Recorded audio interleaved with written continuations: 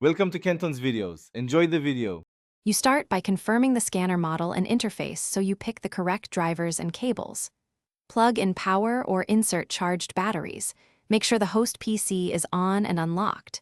Install the vendor driver or utility now. Windows may auto-install, but the vendor tool adds configuration options. Once done, connect the scanner physically, USB to a rear port, or pair Bluetooth via settings. Make sure any COM port numbers or device names are noted for the next steps. Once connected, open Device Manager or the vendor utility to verify the active port and driver. If using RS-232, set baud rate, parity data bits and stop bits to match the host app. Mismatches cause garbage. For USB, select HID keyboard emulation or virtual COM depending on how your software reads input.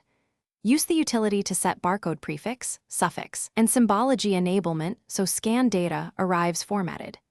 After saving settings, test with a simple text editor to confirm readable output.